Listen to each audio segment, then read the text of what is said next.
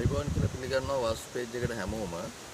අද මම ඔයගොල්ලන්ට කියන්නේ තාම වැදගත් දෙයක්. ඊශාන දිශාවේ වැසිකිලි වල තියෙනවා නම් මොකක්ද වෙන්නේ කියන එකේ විද්‍යාත්මක පැත්ත. එතකොට මේක සමකයාසන රටක් ලංකාව. ඒ වගේම ඉන්දියාව. මේ වගේ රටවල් වල මේ වාස්තු ශාස්ත්‍රය ඉතාමත්ම ප්‍රබලව බලපාන අවස්ථා තියෙනවා. ඊශාන දිශාවේ වැසිකිලි වලක් තියෙනවා නම් අපි දන්නවා ඒ වැසිකිලි වලට එකතු වෙන අපද්‍රව්‍ය තුලින් විවිධ විෂ වායුන් නිර්මාණය වෙනවා.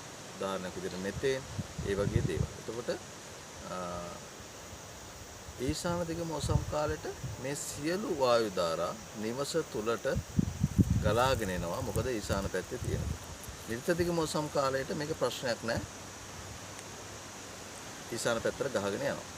එතකොට මෙන්න මේ වගේ විෂ වායු දීර්ඝකාලීනව ආග්‍රහණය කරාම මිනිසුන්ට ඉතාමත්ම අපහසුතාවය ඇති වෙනවා. ශ්වසන මාර්ගයේ රෝග, උදරයේ සංඝටකාශිත රෝග, ඒ වගේ දේවල් ඇති වෙන්න පුළුවන්. ඉතින් මේවා වළක්වා ගන්න ඒ එකම වැදගත්ම කාරණේ මේ විෂ වායුන් වලට අමතරව විෂ බීජ නිවස තුලට ඇතුල් වීම ඉතාම බහුල වෙනවා ඊශාන දිග මොසම් කාලවල. එතකොට පුංචි දරුවන් ලෙඩ වෙන්න පුළුවන්.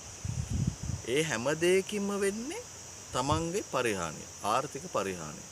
හම්බ කරන් එන දේ ගෙදරට වේදන් වෙනවා නම් ඉතිරියක් නැත්තම් එතන ආර්ථික පරිහානියක්. ඉතින් මෙන්න මේ වගේ දේවල් වළක්වා ගන්න තමයි වාස්තු විද්‍යාව කියන්නේ. ඊශාන දෙසින් වැසිකිලි වලක් හදන්න එපා කියලා. බොහොම ස්තුතියි.